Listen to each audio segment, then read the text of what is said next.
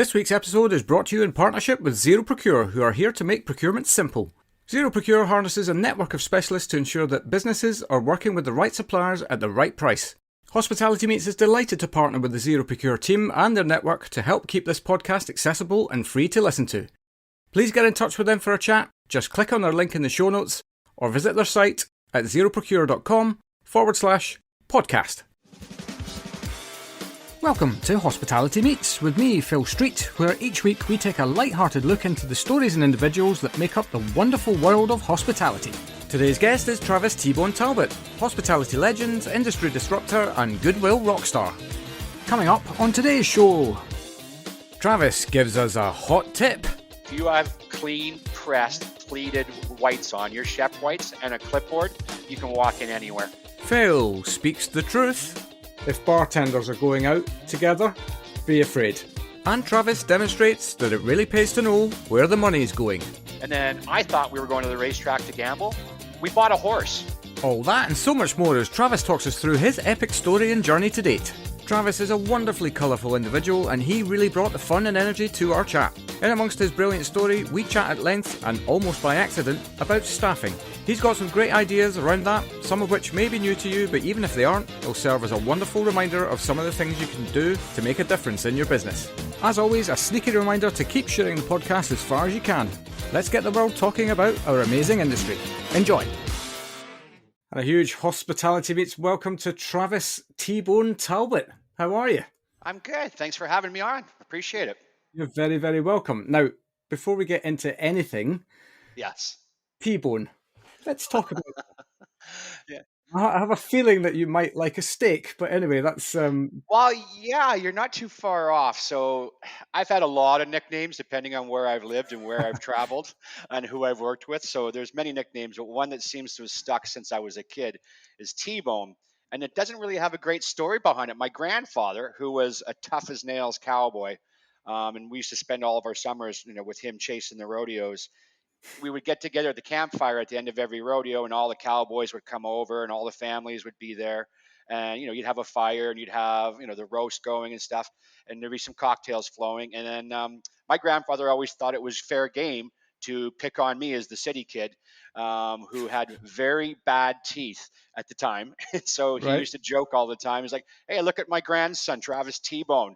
People are like, "What do you call him T-Bone for?" At the age of 8. It's like, because that kid can eat a T-bone steak off of both sides at the same time because of the gap in my teeth. I was like, Oh, I think nowadays they call it child abuse, but I was going to say, I think back then abuse was a term of endearment, wasn't it?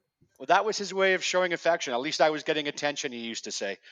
Right? Yeah. So My God, I don't know what I had in mind, but I thought that you maybe had won an eating competition with T-bone steaks or something when you were at age 15, or I've done many of those, but I never garnered the name because of it. No, it has to do with my hilarious quote unquote grandfather and a set of very bad teeth. I think right after that, my mom sent me to the dentist for years of braces. So Great stuff. Well, that's a great scene setter, I have to say.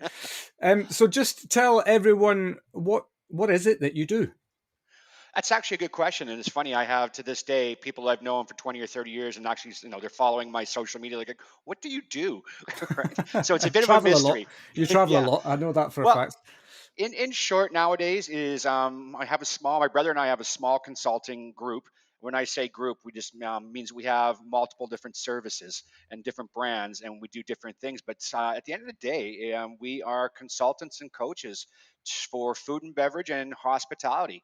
And we kind of specialize right now, or for the last couple of years, we've been specializing in resort environments. So ski resorts, Right. beach hotels, spas, that kind of stuff. But we usually focus our energies on the hospitality, the guest experience, and then obviously a lot to do with food and beverage. Yeah. Do you know what? I think you've just given me what my calling in life is. I need to Pick it up. specialize in resorts for sure. It's funny, we landed there by no great strategy. We landed there by the fact that we just saw a need. And so we used to consult to all sorts of hospitality ventures, everything from hotels to caterers. We used to design food trucks. We did a lot of mom and pop, independent operator, restaurant consulting and stuff. And then we landed into a few resort projects. and then just saw such a huge, almost, my brother refers to it as the Vegas paradigm. Remember when Vegas 20 years ago, the only reason, maybe a little bit further back, but the only reason you went to Vegas was for debauchery. You went to gamble and you went to party your face off and you went to black out for 4 days, so to speak. And Yeah. then the marketplace changed and Vegas came to the realization like, hey, we need to offer great food and beverage. We need to offer entertainment. We need to be accessible and approachable to families and to different demographics. Well, in the resort world, they're kind of going through a similar paradigm shift where it used to be where all you needed was great ski conditions or a couple of waves on the beach with some mai tais and people were happy. Well, nowadays it's becoming so much more where these resorts are becoming theme parks almost, or they're becoming attractions, and the guests are looking for the full Monty, like the whole package. They Yeah. want to see exceptional food and beverage. They want to see a level of service above and beyond. They want to be entertained. So we just happened to be in the right place at the right time and said, hey, like there's a big shift going on in this particular industry. We should support it, right? Yeah, totally. And I think that guests generally, and I say this as an avid guest myself, are looking for experience, right? I mean, that's the main driver of anything. And whether that Yes. experience is sat on a lounger looking out to sea, or going powder eight down the Alps Yep. in Europe or wherever. I was trying to make it sound like I knew what I was talking about there. I don't ski, so That's okay. but yeah, it's the experience element that I think is the thing that takes you away from your life, which gives you the opportunity to, I don't know, reset and recharge and Yes. rethink your own life strategies and all of these sorts of things. And it's such an important part of people's lives. Yeah, and to feel good about yourself. I think one of the deliverables that resorts provide to people is they just feel great about themselves. They feel great about life. They're out being energetic. But as part of that experience that you're talking about, it used to be that the lounger on the beach was the experience, or having really great groomed runs with great snow conditions. That was the experience.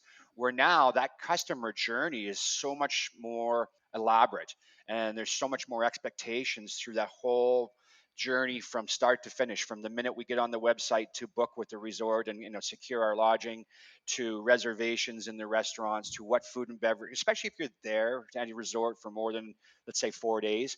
People need diversity in offerings. They need diversity in products. Like they want to experience more than just a set. Hey, every day we're going to have a buffet and every day we're going to have the Yeah. barbecue at 5. Like, so experience is become, food and beverage and hospitality has become much more a part of the experience rather than just the setting itself, right?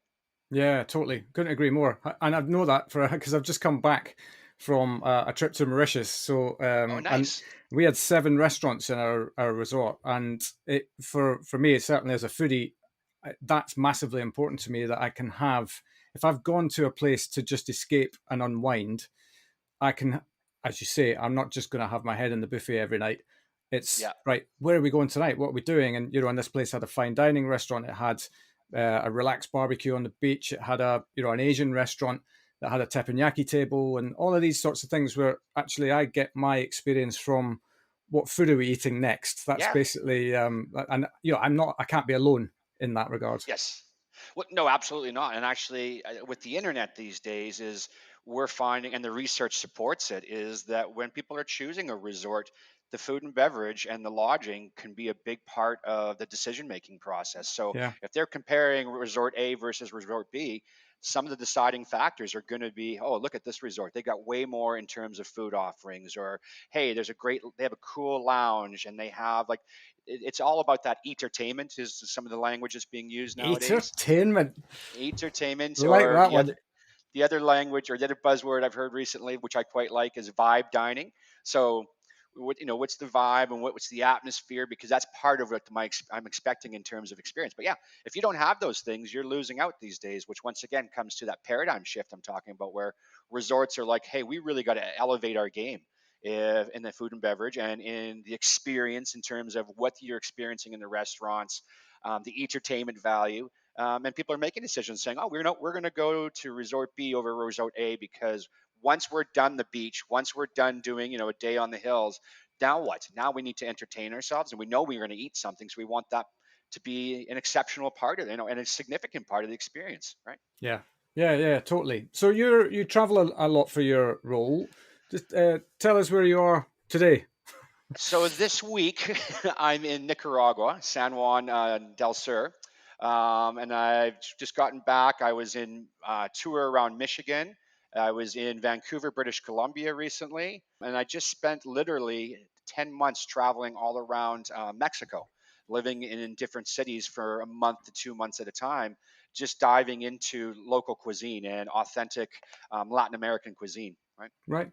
Well, I can tell you that wherever you are in Nicaragua, it has one of the best internet connections that I think I've ever had on the show. Oh, You've geez. been, yeah, you've been crystal clear all the way through, and your face is right in front of me at the moment without any blips, and I probably will live to regret saying all of that. But yeah, for now at least you've got good internet where you Well, are. we knock on wood because the internet and the power here are intermittent. You never know what you're going to get when you wake up, right? So, That was and me. it's funny. That's me knocking on wood. Yeah, yeah, and it's funny here in town. Like this particular community, it's a big surf or small surfing community, but it's big with I see a lot of remote workers. I see a lot of kids with the backpacks and laptops everywhere, and you can literally see them running from one cafe to the next with their laptops in their hands, looking for the internet. Right, so we've lucked out today, I'll tell you. Fantastic. Right, I'm saying no more. We'll leave it there for sure. Great. Well, I mean, let's get to it because 10 minutes have gone already, and we haven't even gone anywhere near your story yet. Ah. So let's go all the way back to the beginning. After you'd gotten your teeth sorted, how did you get into hospitality in the first place? Well, my grandfather, once again, same guy, he likes to say he started my hospitality career because during all those rodeos and all those campfire sessions, I was the bartender at the age of 6, right? 6 to 8. So he Right. likes to say he started my career off. But then really, we worked for, I ended up working as a dishwasher. I wouldn't even say working. I wasn't paid for it. It was life experiences as it was framed back then by my mom. I think nowadays it's called child labor. Yeah. Um, I had but the it, same, we, by my, the way. I had the same. yeah, so Parents you, are the you know the, greatest employers, aren't they? Oh, yeah, the greatest non-paying employers. Yeah. But my mom always worked in hospitality. My grandmother worked in hospitality. My grandmother was in diners. My mom was a restaurant manager. So I started out the minute that she felt I was quote unquote mature enough, washing dishes, working in the dish pit, stocking shelves, mopping floors, graduating to busing, and then eventually moving up to waitering. And then I've gone I like to say that one of my claims to fame is other than accounting, which there's always a bean counter somewhere, so I never really had to worry too much about that. But other than accounting, I have worked, I think, in almost every single sector, in almost every single role in hospitality, right? Maybe Right. not a flight attendant, but I've worked on the cruise ships, which is similar to being a flight attendant. But yeah, so I've, through the Yeah. course Big of up, the big up years, to the cruise ships. yeah. That's how I started my career as well. Oh yeah, yeah. Yeah. I dropped when I dropped out of high school or got kicked out is whatever way you want to look at it. Is I went and worked on the cruise ships, and that was like Right. really my first introduction to hospitality, a dynamic hospitality environments, right? And that's where Yeah. I kind of caught the travel bug. Is there really any better start in a career than working on a cruise ship? Like for a young person, Well, I spent 5 years on the ships, and it was. I mean, I can't imagine having had a better job, to be honest. it was you know what, I had a great experience. Some of the guys that I worked with and toured with, they didn't have a great experience because it was a little bit different back then. It was like you lived below deck, you never saw daylight, the working conditions weren't necessarily regulated. But like any environment, if if you figure out the scenario and you find the angles, I had a great experience. So we went on, we were below deck staff, and then quickly I got into social staff, right? So I was doing embarkation, You were allowed debarkation. out.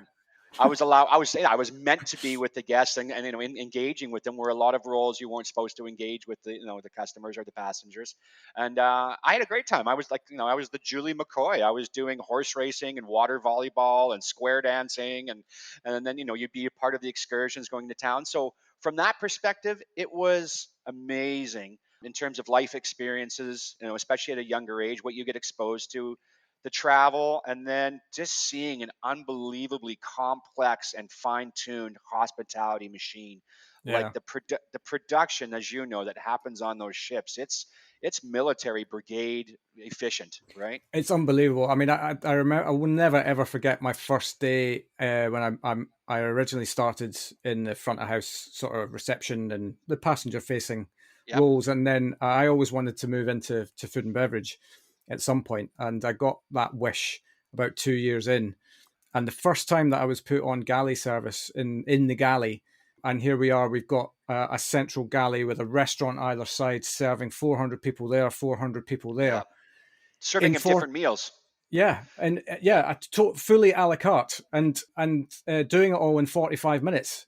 Yeah. I was like, what, what have I just walked into? It's Well, unbelievable.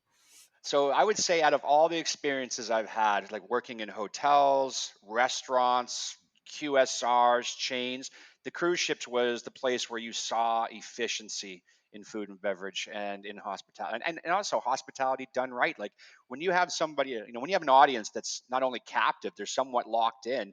You got to really put on the production and put on the show Yeah, to entertain them and they're also there expecting to be entertained and you to lead the way on everything. So yeah, the cruise ships was a good experience for sure. yeah, it's a great training ground for life. Yes. So I went from cruise ships to back into the restaurant scene, bartending, bouncing, managing operations, marketing. Worked in, like I said, in the hotels, in catering gigs. And then eventually I landed with just an amazing individual, one of my lifetime mentors, where I was in Vancouver and I went to apply for a job at one of the nightclubs, which they used to coin themselves as the Studio 54 of Canada.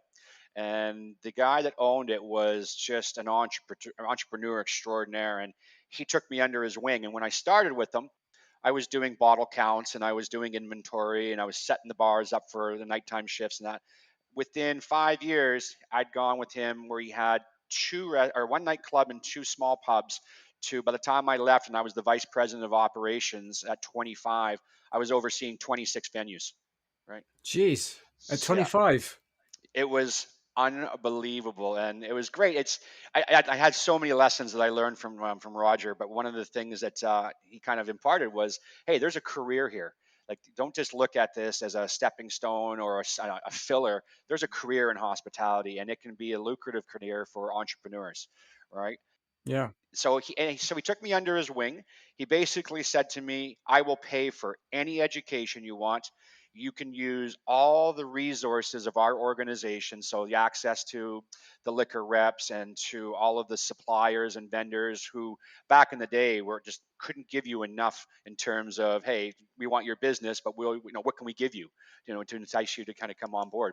So I got to go all over the world taking classes everywhere from San Francisco taking wine classes with the Mondavi organization to being living in Zoetermeer for a couple of months and learning about the history of bowls liqueurs to seeing all the culinary events all around the world. So I got paid next to nothing for the role, and he always said that. He goes, "Don't ever ask me for a raise ever."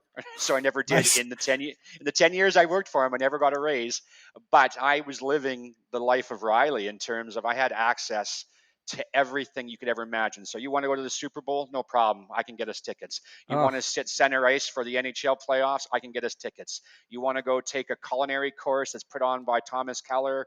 I can get us access. So God, he yeah. used to say to me, he was, "You're going to live on 50 grand a year for the next 10 years, but you're going to live the lifestyle of a $200,000 a year stockbroker," was his line. Right. So, Right. Well, that's a good line, though, right? I mean, and yeah. especially at that age that you were at as well. But I think it's also the interesting thing for me there is the fact that once you've kind of gotten your head around that, I suppose it then doesn't become about chasing the money. It becomes about gaining the experience and all of these amazing things that you're getting put in front of that you'll take Yes. something from and take forward with you. Well, there was a bunch of aspects in terms of how that was such an enriching time in my life was one, I did have a mentor, somebody who actually said, I'm going to tell you what you're doing right and what you're doing wrong. I'm going to give you some hard love, but I'm also going to share insights and stuff. So you don't see that very often anymore. You don't Yeah. see operators mentoring their managers or bringing somebody on board and saying, okay, I'm behind you and I'm going to grow, I'm going to develop you, right? And you're going to develop yourself and I'm going to be there for the journey. So that was part of it. Having access to life, I call it.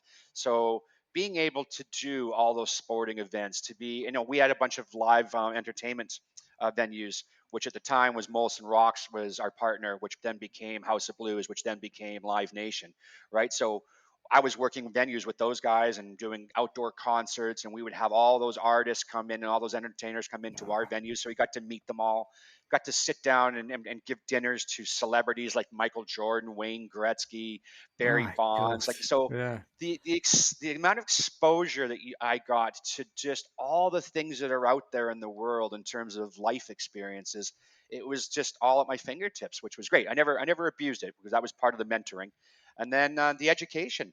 I don't know of an organization these days that is willing to put that level of investment into individuals. So he literally, like Roger said, I don't care what you take. I don't care if you take an accounting course, which I never did. I don't care if you take culinary courses. I don't care if you go and take a PR course. Whatever is out there, he says, go and take it and I will support it and I will fund it. And then he says, because all of it's going to make you grow as an individual and you become more dynamic as my operations guy. And the more dynamic you are, the better you of an asset you are to our organization and to the business. So Yeah. it was just such a rare, it was a rare opportunity in life, and I'm glad that I got to experience it. And it was the takeaways were incredible. Yeah. And maybe then we'll talk about a rise. Yeah, Once no. you've done all of these things. No. Well, it's funny with the day that I actually knew I was resigning because I was I'd kind of done my stint there and the organization was changing a little bit and he was getting a little bit older and I just decided, hey, I think it's time for me to break free and do my own venues. Probably was not ready for it, but I prefaced the conversation because I was so nervous about going in to have that discussion, saying I'm leaving when I had the world's best gig. And I prefaced it with, Roger, I think I deserve a raise. And right away he's like, okay, well, I think it's time for you to leave. Right? And so that was the segue to the conversation. I'm like, no, no, no. I think I want to go out and do my own projects now, and I kind of want to just be creative within my own parameters as opposed to the rules of the organization. And he was fully supportive. He helped me open up my first nightclub and helped me with all the stuff I didn't know, like the back of the house, the legal agreements, the licensing issues and stuff. So Right. he was great to me, even when I decided I was going to leave the organization. Right. I suppose it's one of those things as well. It's all of the stuff that, unless you're in it, you completely take for granted that that's part of running a business. Right. Is the Yeah, things that nobody ever wants to talk about, like compliance and food safety and all of that. But yeah. without it, you don't have a business. Well, and then one of the things that I learned the hard way, which he didn't, it wasn't his place, or wasn't, I wouldn't say it wasn't his place, but I never went to him and asked for it, and he didn't volunteer it, was the partnership. That was the biggest thing I learned. Compliance, I knew a little bit about because, especially in Canada, it's in your face all the time. It's not just a rare occasion. Food safety, once again, I came up in an organization where that was a priority. His whole deal was, listen, I never want to go home thinking I made somebody sick through my business. So that was kind Yeah. of his ethos. And then also there was the monetary side. He goes, it's expensive to get it wrong, right? Well, yeah, but yeah, totally. And I think the thing is as well, it sounds to me like you luck out or you don't, right, with the mentor that you get at whatever, Yes. especially at that impressionable age that you're at where you want to learn and you want to move forward and all of these things. But it sounds to me like you had a guy who really got it.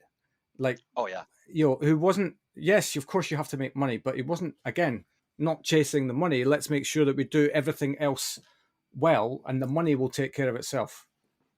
Yeah, and well, he always used to say it's a long game, right? Quit sprinting and start getting involved in the marathon. It's an endurance game, and anyone who's worked in hospitality long enough, it is an endurance game, right? No Like doubt. you would definitely have your sprints with high seasons, low seasons, and events and so forth, but it's a marathon journey, and I mean that from the physical sense to the emotional and spiritual sense, and Yeah. he was good at tempering, learning from me to temper that kind of mentality, right? Yeah, I think that's a really good point as well because I think there's an awful lot, especially post pandemic as well. Certainly in this part of the world, I don't know what it's like with what you see in your spaces, but maybe we'll talk about that. Is that a lot of people have just gone straight into sprint. There's no marathon now. Yes. It's what's front and center right now are the things that we have to deal with, and it's just all of the. I kind of understand that, but it's also quite annoying because there's an opportunity with playing the long game to solve problems.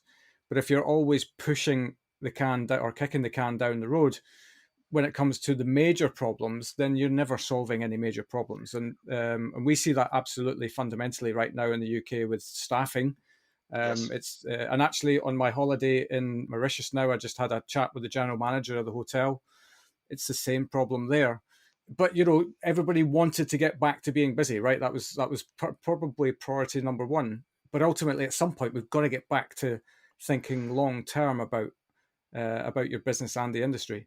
Well, Phil, and I think you've touched on something that we see in our travels, especially with most of the clients or prospective clients that we engage with, is I the very first step I think in any business, whether it's hospitality or you've got a dog grooming business or anything, is you got to have a plan. And the plan changes, of course. Like nobody could ever have planned for the pandemic, but you had to pivot. You had to be agile. And how does that change, or how does that new circumstance, how does that change your plan? And you have to go back to the plan. But we don't see, even like when you talk about recruiting. I know that there's this prevailing thought out there that the talent pool has disappeared. It's shallowed out, and there is nothing to choose from anymore. All the ponds have dried up.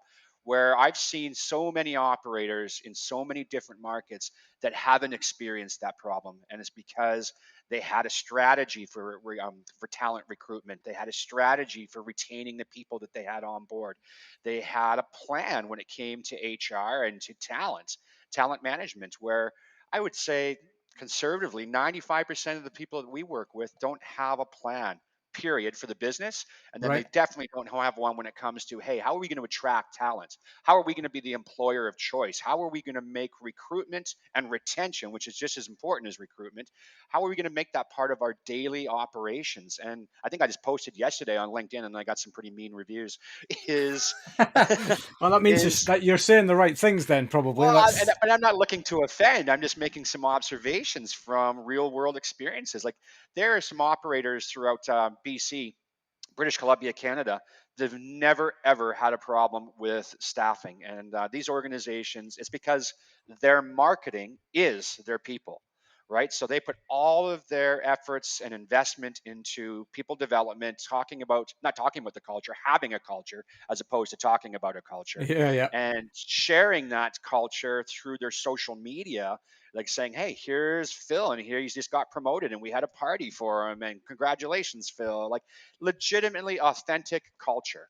And they have people knocking on their doors all the time saying, can we come work for you? So yeah, I believe that there was a bit of a mass exodus. People moved out of, culinary, especially back of the house. They lost a lot of people. But I think that came back to culture. But then, like I said, I see so many employers out there that don't have those issues. So I yeah, think, and I'd be curious to know, like when you were saying you're talking to the general manager of the hotel, my next question would have been, okay, hey, how are you doing for staffing? And usually the universal response is, hey, we're struggling. It's tough out there, or it's expensive to get talent.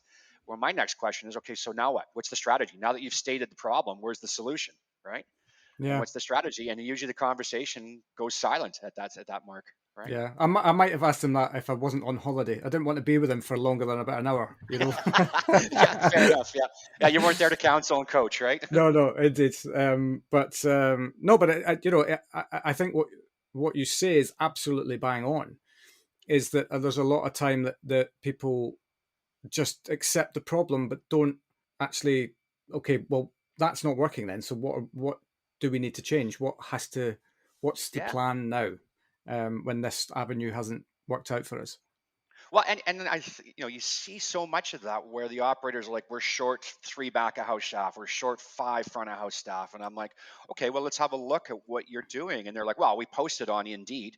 And then you go and look at the language, and it's 1990s HR language, like must be Yeah, able to lift 50 pounds. I'm like, man, who's coming for that gig, right? yeah, And like not everyone's on Indeed. Like where are your people where are your discussions about what a great employee you are and the benefits? And when I say benefits, I don't just mean the monetary benefits, but where's the upside to coming to work with you? So is there education? Is there mentorship? Is there a great compensation package, which is different from other people's packages in the marketplace? Am I going to learn working for you guys? Remember back in the old days, which is now illegal, is remember you used to stage? There was a Yeah. whole thing. Hey, Yeah. I want to work. I want to go work for Phil because I want to work under him and I want to learn from him and I want to have his name on my resume and I'll work Said for free. nobody And ever. yeah, Yeah. and I'll live in the broom closet for 3 months to do that. Yeah. But that doesn't happen nowadays. You can't do that for different reasons or various reasons, mostly related to labor laws. But still, there's people that still want, like, if Thomas Keller had a program where I could apply to get in to work as a dishwasher, I'd apply today, right? Just because of his organization and what he Yeah. means to the industry. So I always say to people, what's your, you talk about it in business, there's the unique selling propositions, or what's your distinctive offerings. Well, where's everyone's unique propositions when it comes to culture and it comes to the working environment, or it comes to the benefits that you're going to get, the rewards you're going to get if you come and work for us?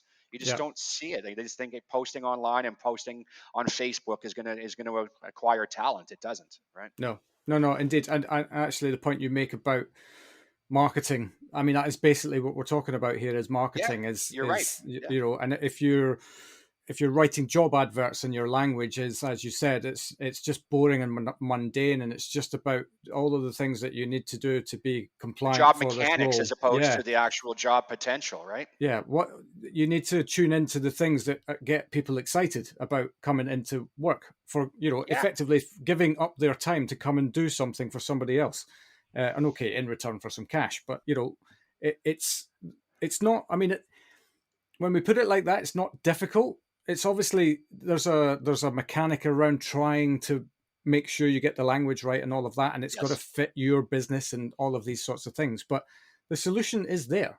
It's just a question of being, I suppose, brave and giving something new a go if it's not working properly for you. Yes. Right, great, great. You got to be agile, and you got to do, like, if you want to use, coders language, like, you got to look at the user experience. You got to look at, talking to people in like, your target audience. You can't be looking for 22 to 25-year-old staff if you're talking like a boomer, right?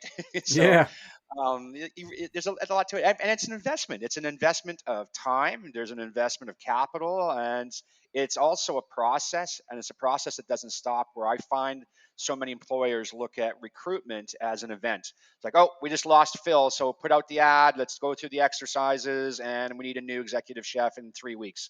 Well, that process, once again, that I learned from Roger, is we're always open, we're always hiring, right?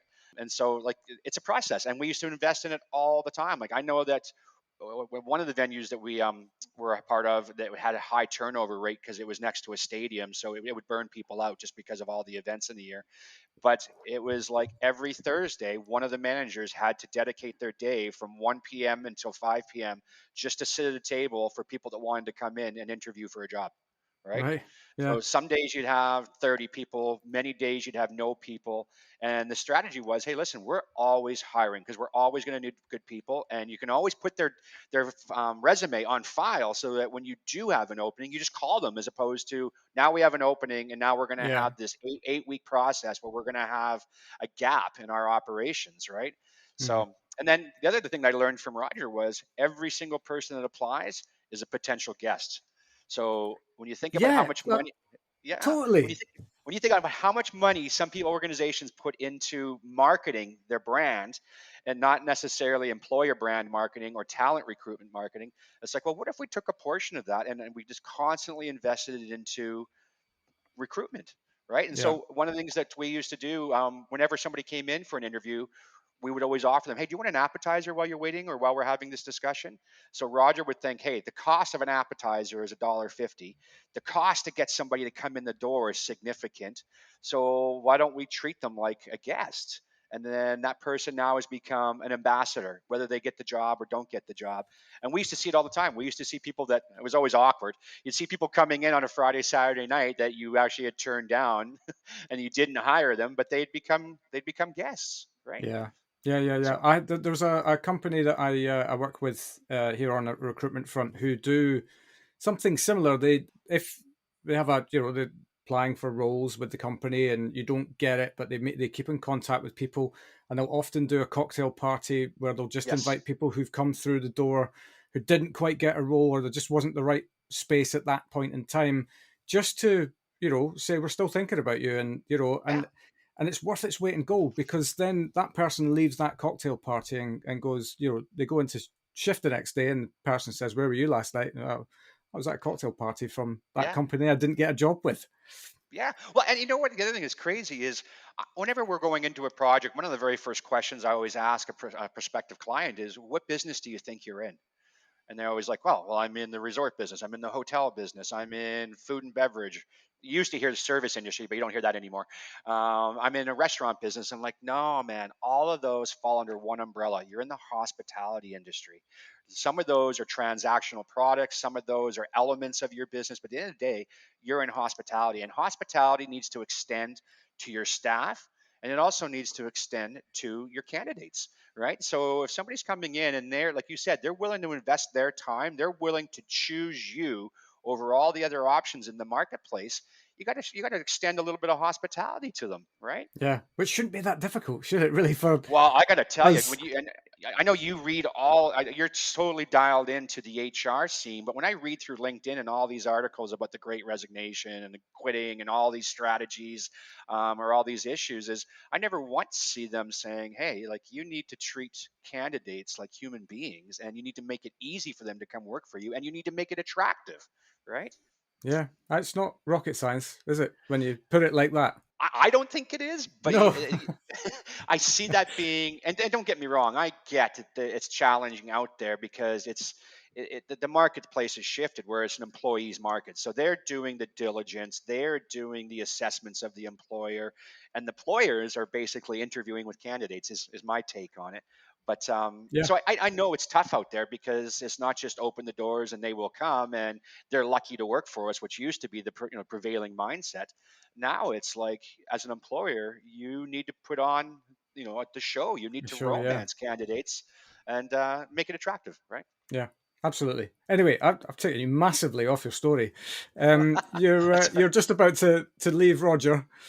So I left Roger. I went and opened up my own nightclub with a partner who was actually working for the competition at the time. So we got together and aligned forces, and we opened up a champagne bar in the seediest part of the city, because it was the only lease we could figure out, and it was good to good to us.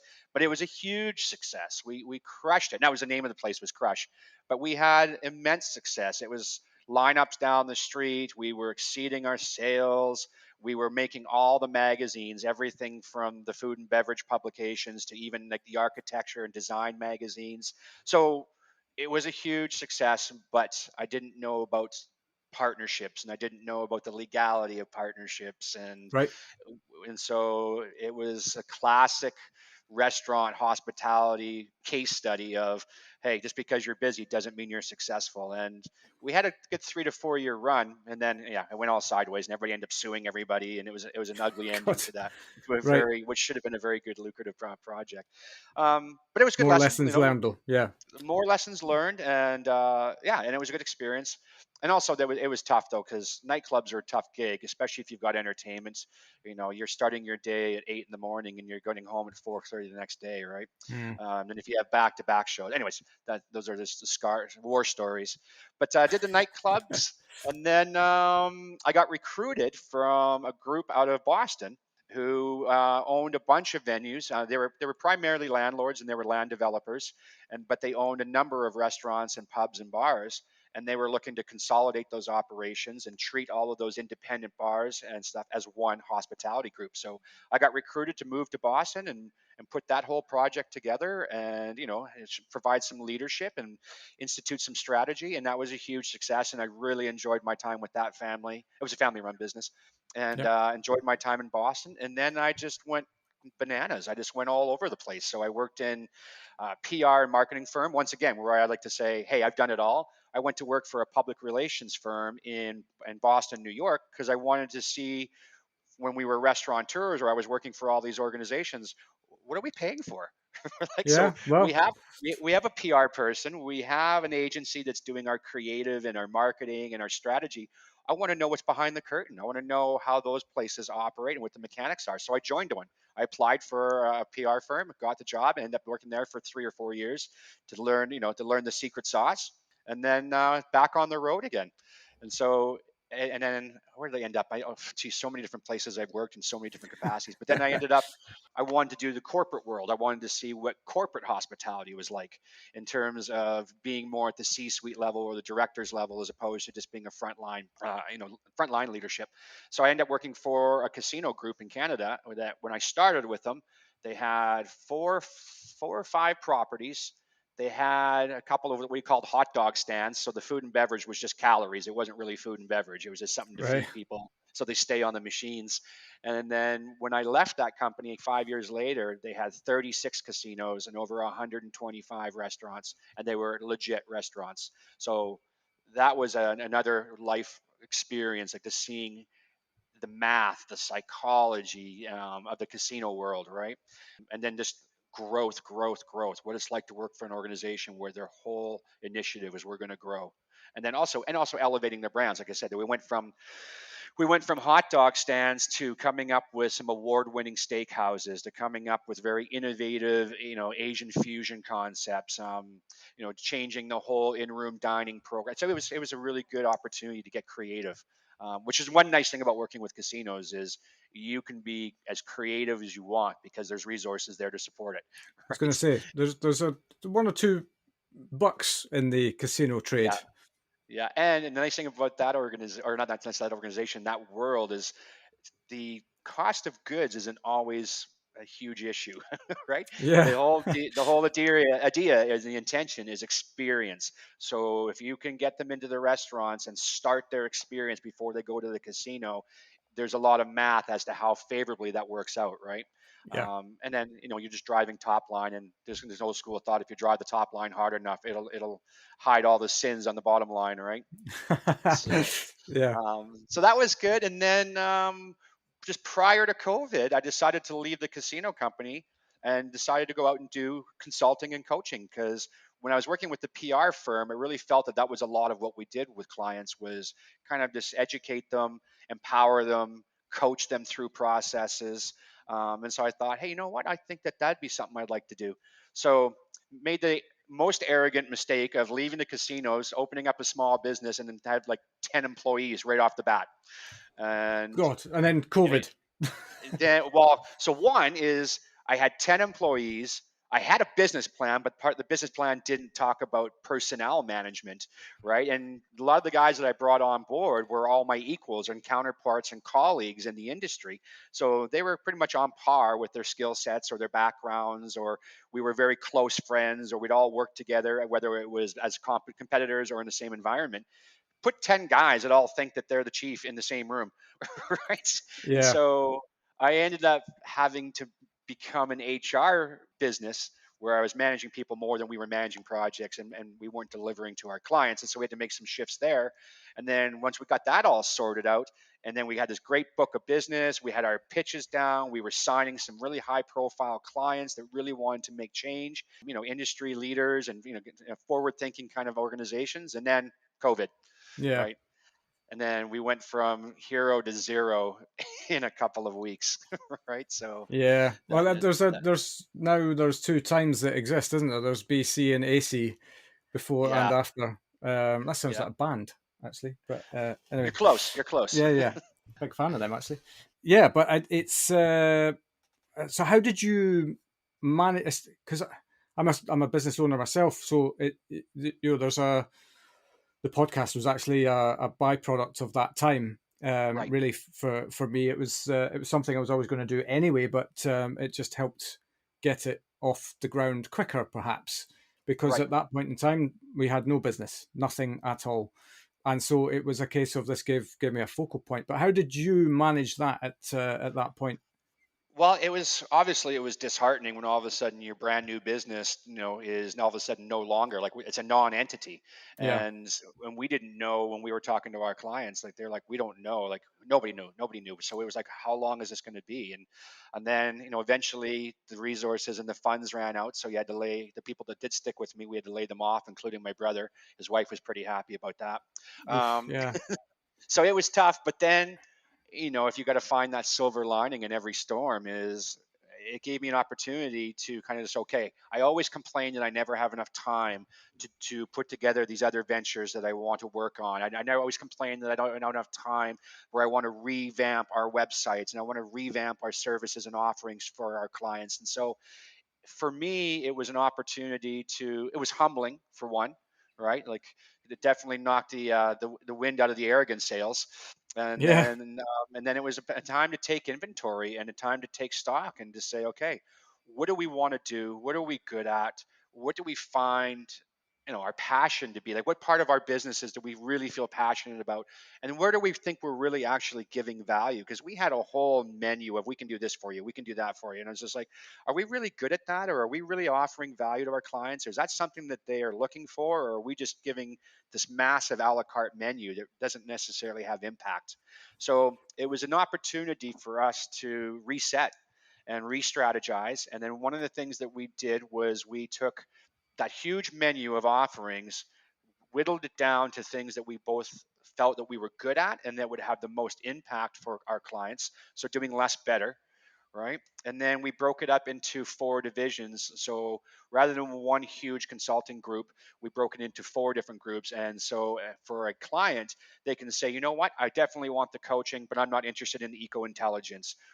Whereas before, we used to sell it all as one offering. And sometimes that was just too much for people to digest. Yeah. Or they felt, they're like, well, you're kind of the jack of all trades and master of none. And it's like, well, it all is hospitality and it's all consulting, but we just rebranded it, we repackaged it, and so now we have four different brands, and it ranges from everything from something as simple as just menu development and menu evolution and just some brand identity and articulation, to we have a team that includes designers and architects and engineers and kitchen engineers, where we can do from start to finish an entire F&B program if it's a resort, or if you're looking to do just a one-off venue, we can do it all, right, from start to finish. It's a one-stop shop. And then now we're really working into the space, which once again, we saw an opportunity in the resorts, where we're focusing on coaching and consulting on stewardship. So making sure that if that's something, if you want to be a responsible operator and stewardship and sustainability ranks high on your list of priorities, we can come in and support you on that. Right. Right. So a little bit more of a diverse package, but it was COVID that actually enabled us, I'm going to say, to sit down and really think about all that stuff. And we've had some really positive responses from both our existing clients and prospects, where they're like, this is much more succinct. It's much more laser driven. It has much more value to us, where, we come in before and say, oh, we'll do a marketing audit or we'll do a culture audit. And people are like, listen, we've got an HR department, or we have an agency. Like, if you're food and beverage hospitality consultants, do those things. Tell us how to improve our hospitality experience. Tell us how to turn the dials on our food and beverage operations. And so that's kind of where we are now. So we're much more specialized, I guess, as a way to put that. Right. Yeah. Yeah. Yeah. So, well, I mean, it's a hell of a career so far. Yeah. I think the thing that I suppose I really want to understand is that we talked about having a plan. Did you have a plan in your career, or was it a case of you saw opportunities as they kind of were presented to you?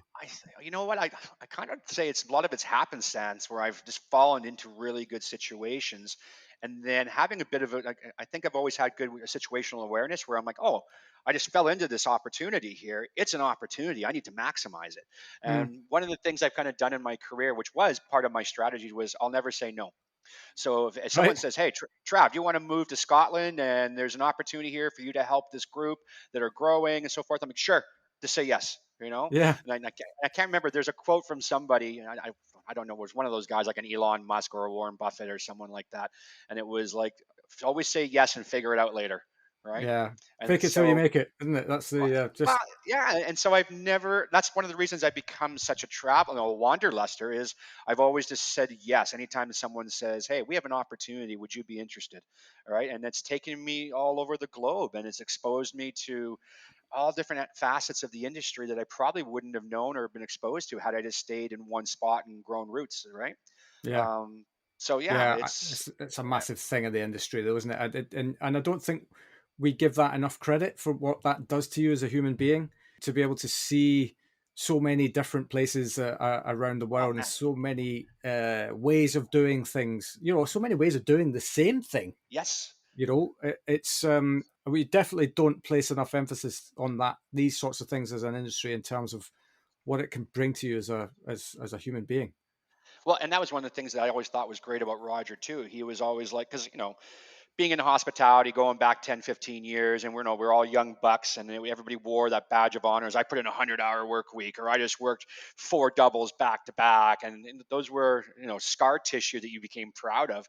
But so I would never take time off. And then Roger would always say, "Okay, I'm suspending you," was his language. "I'm suspending you." He says, "Go somewhere."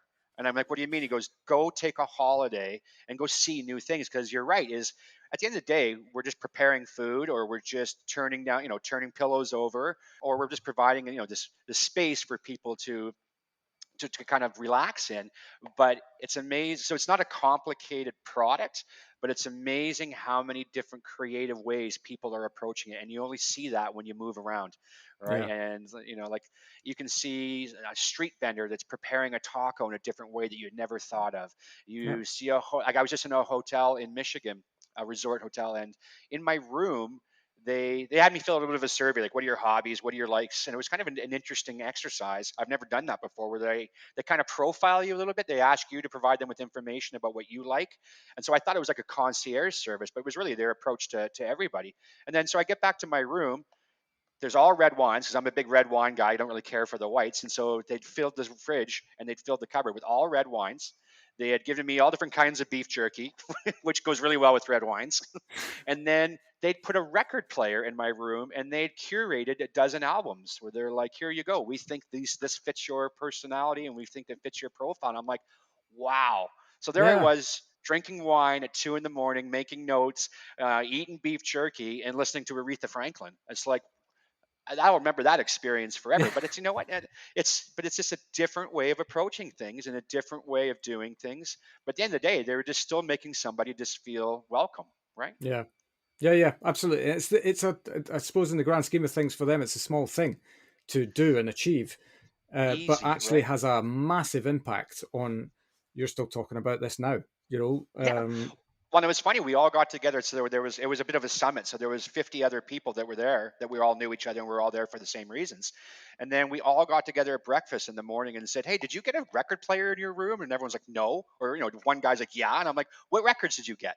And he got a completely different assortment, and I'm like, "And then you guys, did you get a gift basket?" And they're like, "Yeah." And then what was in yours? And they were all different. So it wasn't just this manufactured piece of hospitality. It was authentic and sincere, and it was curated. Yeah, But you know what? I don't think it took some intention, and I definitely get that there's effort in there, but it wasn't complicated. I think that one or two people probably took care of 50 of us in a couple of hours in regards to, okay, here's what we're going to put in this room, here's what we're going to put in this room, and everybody at that resort at breakfast was talking about it, right? yeah, yeah. No, I know. I had a similar experience once. I had a lady on the show called Anne Golden, who's the general manager of the Pan Pacific here in London, Okay. and I had her on pre-opening. She was very kind enough then to invite my wife and I to the soft opening nights that they were doing to kind of make sure that everything was in The the dry right. run. Yep. Yep. And the room was breathtaking. But the thing that I remember more than anything else is that they had obviously Facebook stalked us or something like that, and they'd pulled out a little picture of our dog and put the dog in a Awesome. little frame Awesome. just on the side of the bed.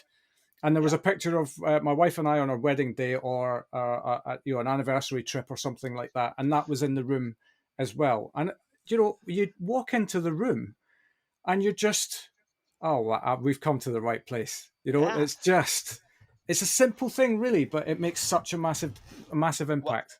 to me, that is the essence of hospitality, but also it's tailor made. It's actually respecting each individual guest as an individual, Yeah, right? And once again, I know a restaurateur in Vancouver, and they've been in business now for, I think they're coming on 24 or 25 years, and they are averaging about $9 million a year. So they're doing quite well, and were doing what they would call it guest research, but it's profiling. But and this is yeah, before Facebook was a huge deal. They would do it through Open Table, or they would do it through the reservation platform, and go and look at where those guests have been before. When they typically go out, are they going out because it's always date night? Is it always this, that, the other? And they would literally say, "Oh, here we go. Here comes Phil and his wife, and they really love to start off their dinner with oysters, and they prefer the Chardonnays on oaks." Like, can talk about how far that level of attention to detail goes when you're there to say, we're coming here and we're loyal to you now, or hey, money isn't an issue while we're here, within reason, right? yeah, We're here for the experience, and we're here, and it really, the word experience, when we always argue about this with clients, is it's a memory, right? It's an yeah, emotional memory. yeah, So that experience, when they start doing the small little touches of hospitality like that, I think are just invaluable in terms of the ROI and the ROE, return on effort, right? yeah. And and now I'm an ambassador for the brand Yeah. when I go out, and that's worth its weight in gold. And I would talk about that experience, even though it's a tiny little thing, to anybody who ever wanted to hear it. But I don't have to now; they can just listen to it on the podcast. But um, Yeah. yeah, but great. Well, I mean, let's talk about stories. Have you got any funny stories from your career that you can share Well, with I'm everyone working that's on. listening? Did I send you a list of my You 165? No, you didn't send. You said you were going to send me the list, but you didn't. But My that's apologies. Yeah. fine. So one of the things that I've been hoping to do in all these travels as I wander around, and especially being in a resort spaces where you do have some good downtime, or when you're living in an airport with six canceled flights, is I've Yeah. been trying to I've been trying to work on a number of books. So I have one book. It's kind of like my Anthony Bourdain 2.0 Kitchen Confidential, where it's just about my chronological experiences going from starting as a dishwasher and moving all the way up to the consulting and coaching agency we have now. Then I've got one that's a collection of all the stories that when you get together with doormen and chefs and servers and hostesses and managers, when you get together for beers on a Sunday afternoon or whatever. And then to this day, sometimes I don't know which stories are mine and which stories are other people's. So it's just a collection of Yeah. stories. And then, oh, the one thing I didn't tell you, I don't know if you read that in my bio, but I took a break from hospitality in terms of working a day to day job.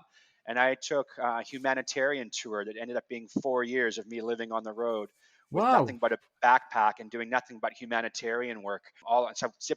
Zigzagged across North America multiple times over the course of 4 years.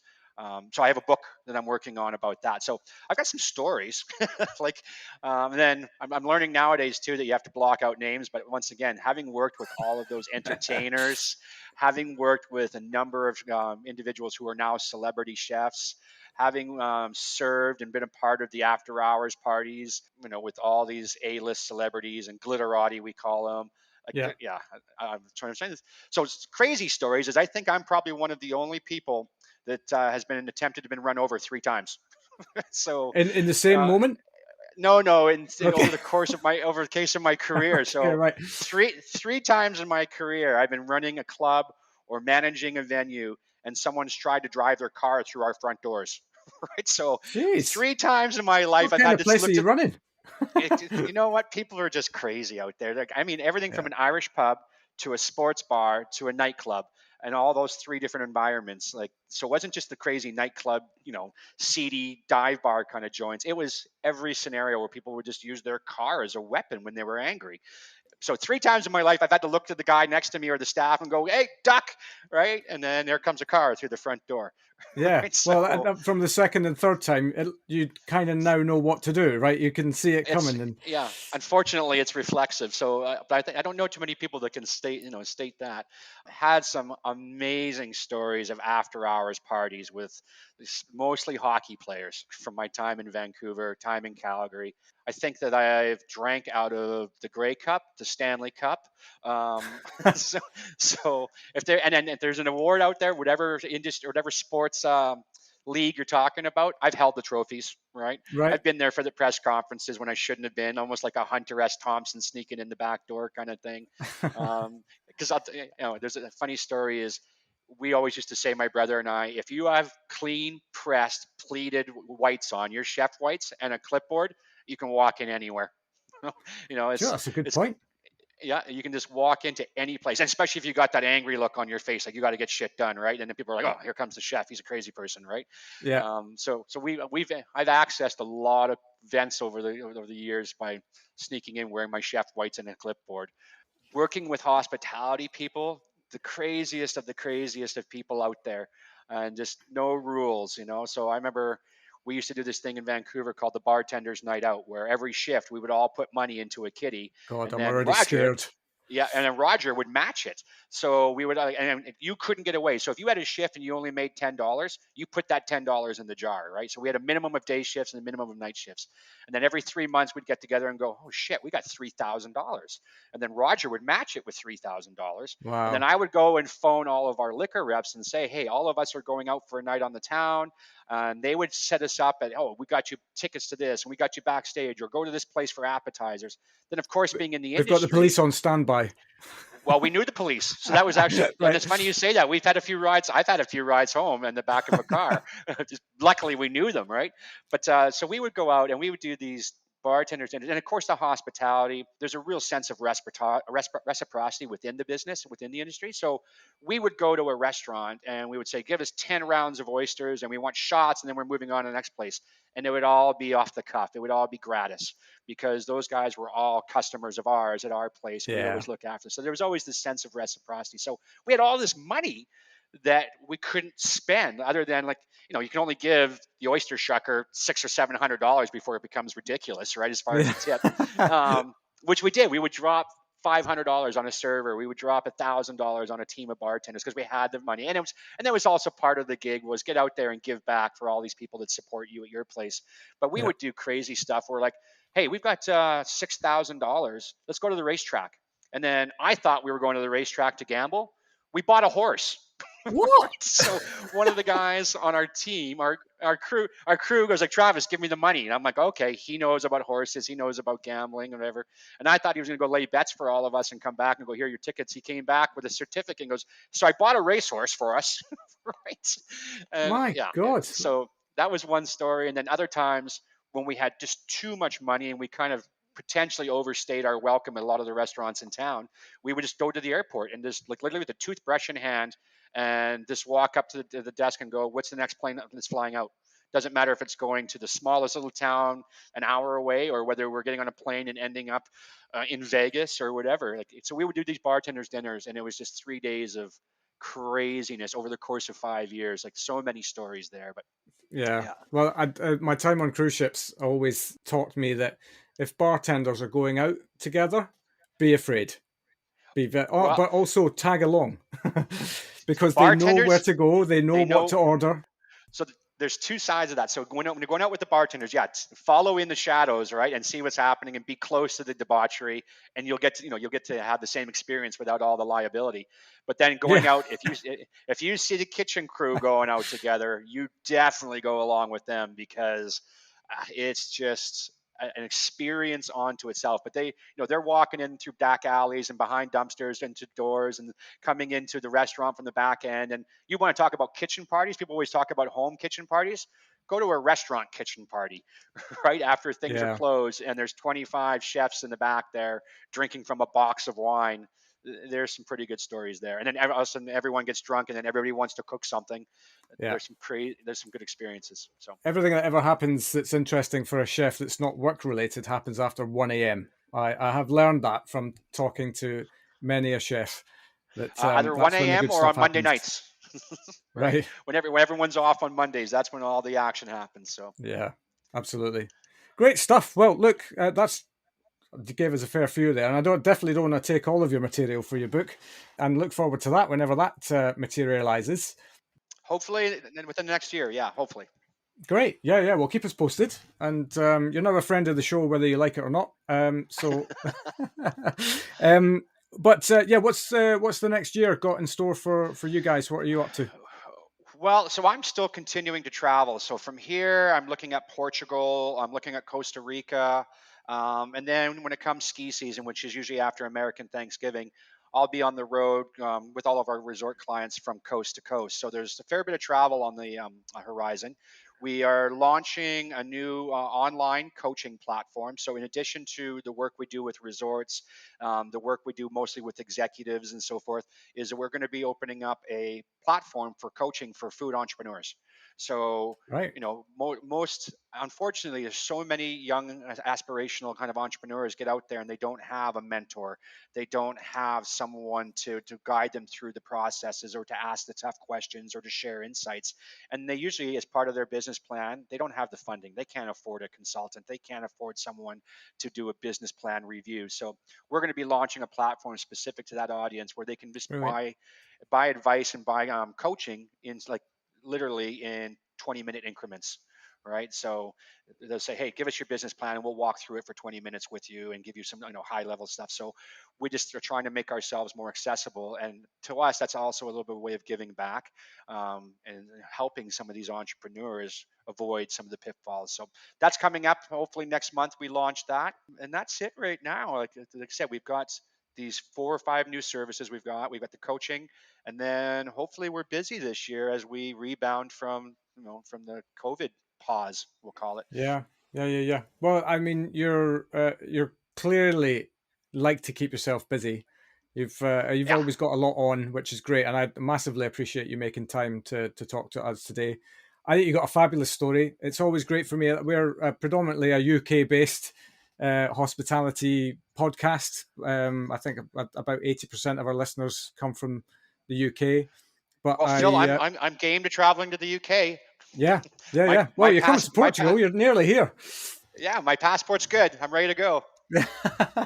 But no, I mean, I think the great thing for me is that the hospitality is a global industry, so Yes. your experience is definitely of interest to many people in many parts of the world. There's no question about that. So massive thanks to you for coming on and sharing your story. Yeah, I definitely appreciate you making time for me and having me on and affording me the opportunity. This has been great. Fantastic, good man. Thanks so much, All Travis. right. All right, Phil, take care. Take care, and glad you got your teeth sorted. Yeah. Yeah. I got some stories about that. This is my 10th set of teeth. We'll share that. I'll share that with you another time. We'll do that another time. Yeah, nice one. Take care. Take care. Cheers. Bye. And there we have it. I can't tell you how happy I am that the podcast has led me to having chats with people like Travis. He's such a positive force for hospitality, and I hope you took some great fun and insights away with you. I'll be back again next week with more stories from hospitality, but until then, thanks so much for listening, and I'll see you next week.